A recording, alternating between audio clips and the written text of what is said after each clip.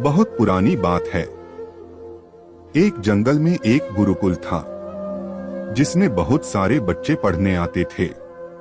गुरुजी सभी विद्यार्थियों को पढ़ा रहे थे, मगर एक विद्यार्थी ऐसा था जिसे बार बार समझाने पर भी समझ में नहीं आ रहा था।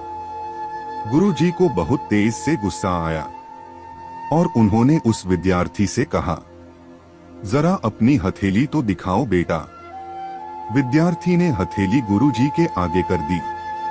हथेली देखकर गुरुजी बोले, बेटा तुम घर चले जाओ, आश्रम में रहकर अपना समय व्यर्थ मत करो, तुम्हारे भाग्य में विद्या नहीं है। शिष्य ने पूछा, क्यों गुरुजी? गुरुजी ने कहा, तुम्हारे हाथ में विद्या की रेखा नहीं है।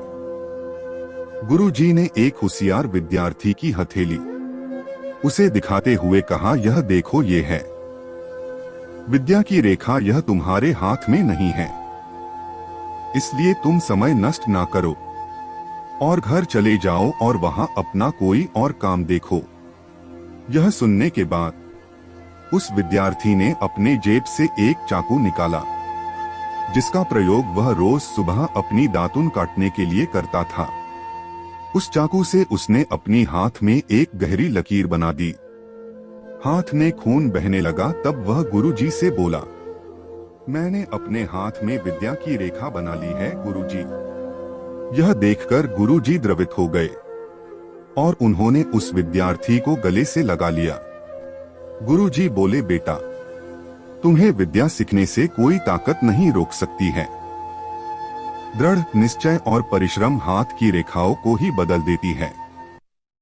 दोस्तों, वह विद्यार्थी आगे चलकर महर्षि पाणिनि के नाम से प्रसिद्ध हुए, जिसने विश्व प्रसिद्ध व्याकरण अष्टाध्यायी की रचना की है। इतनी सदियां बीत जाने के बाद भी आज 2700 वर्षों बाद भी विश्व की किसी भी भाषा में ऐसा उत्कृष्ट और पूर्ण व्याख्या का ग्रंथ अब तक नहीं बना।